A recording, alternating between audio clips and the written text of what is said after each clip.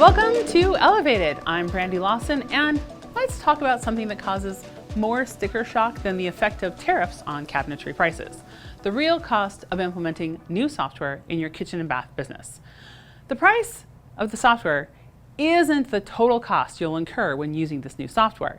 It's like when a client only budgets for the cabinets but forgets about hardware, installation, and accessories like lighting and drawer organizers. Today, we're pulling back the curtain on those hidden implementation costs so they aren't an unpleasant surprise. When evaluating new software, most business owners focus exclusively on the subscription or licensing fees, but that's really barely scratching the surface. Let's break down the real cost categories to account for.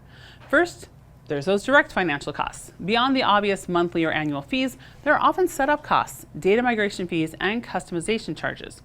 Then there's training.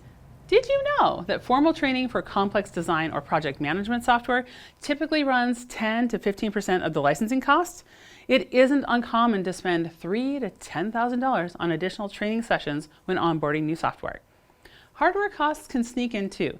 That slick 3D visualization tool might require upgraded workstations with better graphics cards. Firms have dropped an unexpected $6,000 on computer upgrades after purchasing software that their existing machines couldn't handle efficiently. Second, there's productivity drain. That's what I call changing gears. That painful period where everyone's slower because they're learning new systems and developing new habits. For most design software, expect a 20 to 40% productivity hit for the first 3 to 6 weeks. A team of 3 designers billing $125 an hour, that translates to about $7,500 in lost productive time. Then consider setup and customization time.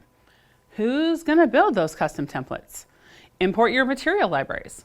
Set up your client databases. Configure your approval workflows. These tasks consume valuable billable hours, often from your most experienced team members or an outside consultant. There's also the emotional cost, the frustration, resistance, and occasional tears when systems change.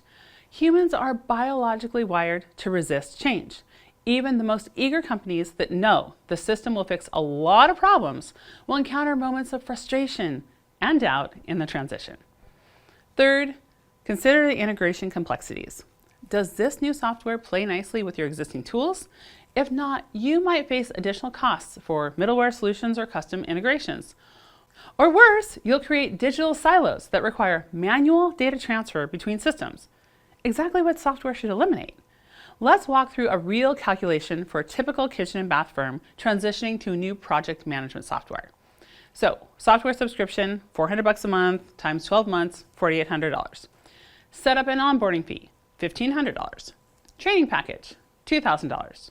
Hardware upgrades, $2,000. Productivity dip. If we have a 30% reduction in 4 weeks for 3 team members, 40 hours a week at $125 an hour, I'll do the math for you. It's $18,000.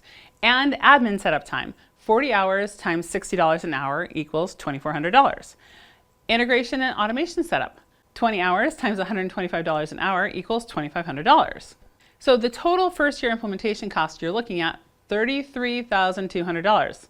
And that's for a relatively smooth implementation.